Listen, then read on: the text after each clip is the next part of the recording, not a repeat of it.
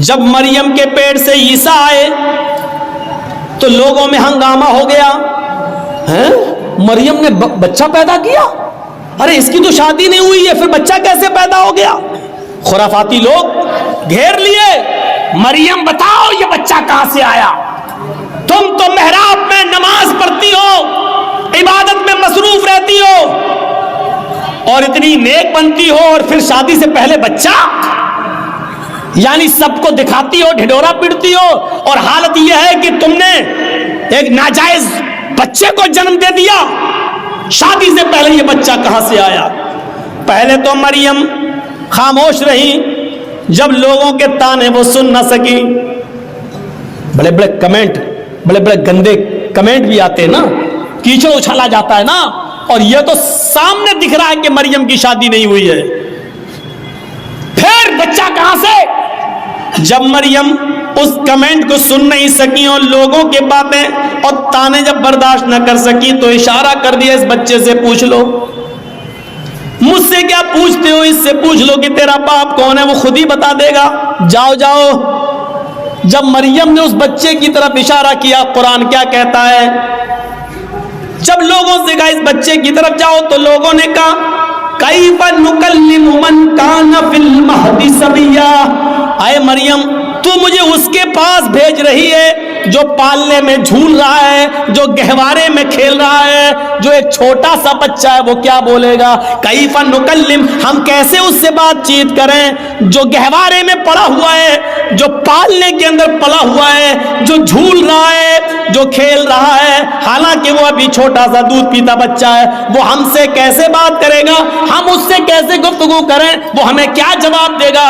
जवाब तो तुम्हें देना है, तुम बताओ कि ये बच्चा कहां से आया। कैफ़ नुकल्लिमु मन काना, कैफ़ नुकल्लिमु मन काना फिल महदी सबिया। आए मरियम, उस बच्चे के पास क्या भेजती है, वो तो पालने में झूल रहा है, वो तो छोटा सा बच्चा है, वो हमारी बात का क्या जवाब देगा। अभी इतना कहा ही था कौम के लोगों ने, इतने में वो बच्चा यानी ईसा अलैहिस्सलाम उसी झूले से आवाज देते हैं, उसी पालने से, वो गहवारे से बोलते हैं, इन्नी अब्दुल्लाह अतानियल किताब वजालनी नबिय्यन वजालनी मुबारकन ऐनमा कुन्तु व औसानी बिस्सलाती वज़्ज़काती मा दुम्तु हय्या।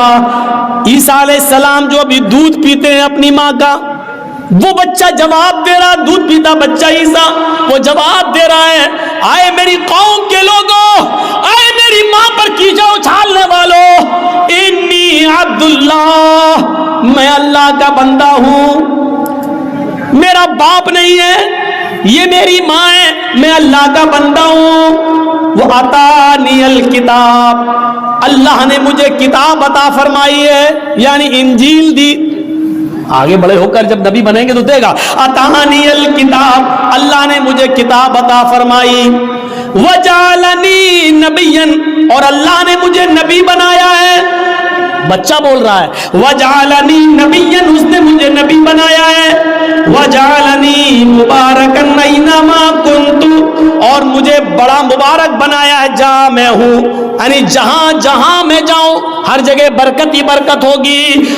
वजालनी मुबारकन ऐनमा कुन्तु, मैं जहां जहां हूं वहां अल्लाह ने बरकतों के दरवाजे खोल दिए।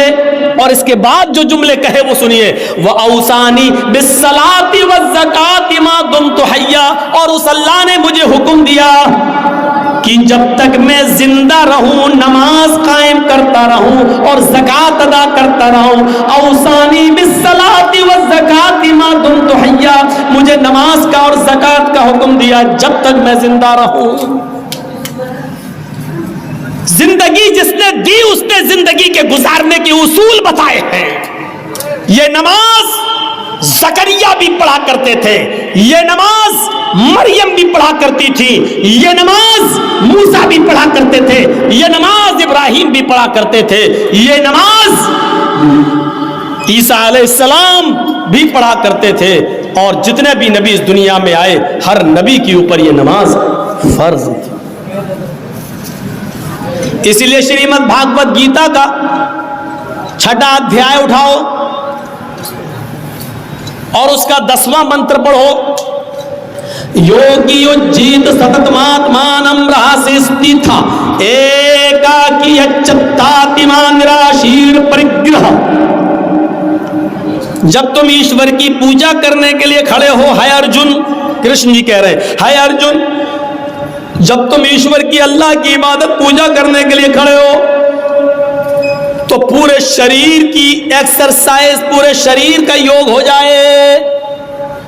खड़े भी हो जाओ, झुक भी जाओ, सजदा भी कर लो। एकाकी एक अल्लाह के सामने खड़े हो जाना, सततमात्मानम, बिल्कुल सीधे, यच्चत्तात्मा, और अपनी आत्मा को, अपने दिल को एक अल्लाह की तरफ ही लगाना, इधर उधर मत देखना। हृदय नमः, सीने पर हाथ रख लेना और सर को नीचे झुका लेना। नमः, सर झुका लेना यानी सजदे की जगह पर। ये क्या है? और पूरे शरीर की एक्सरसाइज।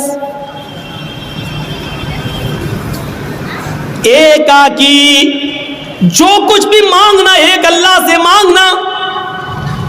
निराशीर, और सबसे निराश हो जाना, ऊपर वाले से निराश मत होना। ये पूरी की पूरी नमाज। पंचम समय कर्तव्य, और ऐसा 5 वक्त करना। मृगचर्म, हिरण की खाल बिछा लेना। अगर पाक जमीन, पवित्र धरती ना मिले, पवित्र धरती ना मिले यानी जमीन पाक ना हो, तो मृग मानी हिरण और चर्म मानी चमड़ा, हिरण का चमड़ा यानी हिरण की खाल बिछाकर उस पर नमाज पढ़ लेना। यानी हलाल जानवरों का चमड़ा हिंदू धर्म के अंदर भी हलाल है, उस पर भी नमाज पढ़ी जा सकती है। और ये चीज हिंदू धर्म की किताब और श्रीमद् भागवत गीता कह रही है, जो हर हिंदू के घर में मिलेगी। गीता कह रही है नमाज पढ़ने का सबूत हिंदू धर्म की किताबों में भी है। जिंदगी गुजारने देने वाले ने जिंदगी गुजारने के उसूल बताए हैं, किताब में आज मौजूद है।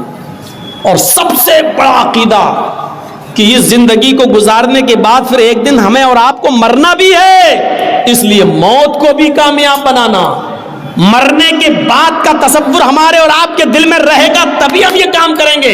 अगर ये होगा मर जाएंगे, मिट्टी में मिल जाएंगे, बाद में कुछ नहीं होना, तो कोई आदमी नमाज नहीं पढ़ेगा, कोई आदमी अच्छे काम नहीं करेगा। क्यों करने लगा? जब मरकर मिट्टी में मिलना है तो हम अच्छे काम क्यों करेंगे? दुनिया में कितना इख्तिलाफ है, कितना निज़ा है, कितना झगड़ा है। इस इख्तिलाफ को खत्म करने की एक ही उसूल है इस इख्तिलाफ को खत्म करने का, कि लोगों को कीमती चीज से जोड़ दिया जाए।